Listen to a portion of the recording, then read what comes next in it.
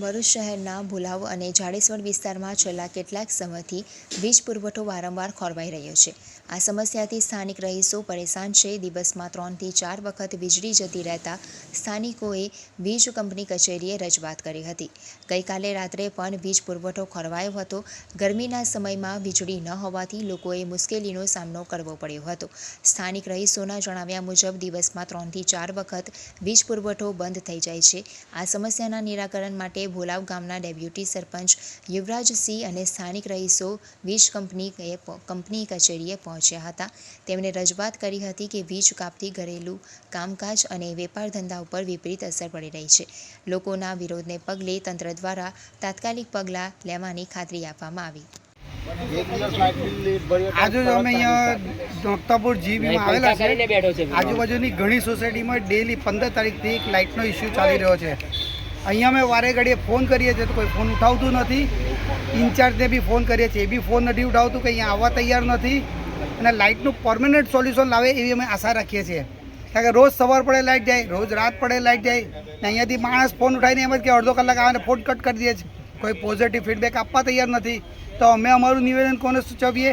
એક પબ્લિક તરફથી અમે આશા રાખીએ છીએ કે જે બી હોય પોઝિટિવ ફીડબેક મળે અમને। એક સેકન્ડ। આજ રોજ અમે DGVCL ખાતે મક્તમપુર ખાતે આવેલા છે।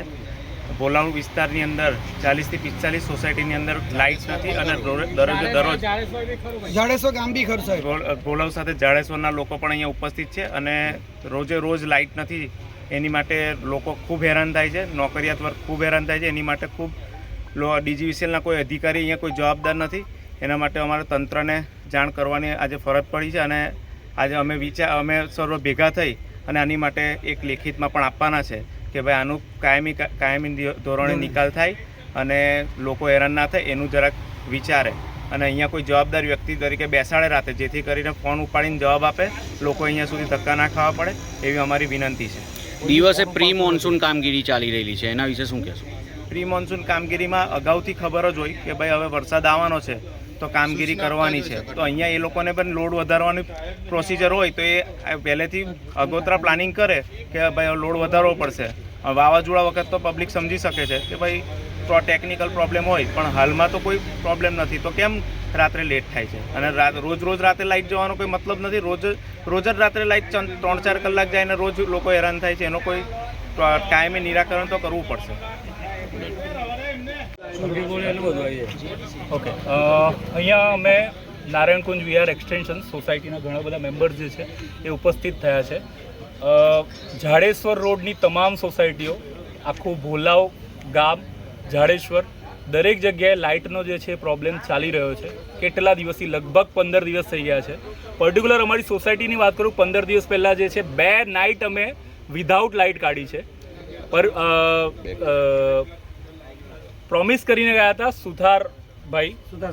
સુથારભાઈ, ઓકે, જે ભાઈ નવું ડીપી જે છે એ લાગી જશે, આજ દિન સુધી એ લાગ્યું નથી।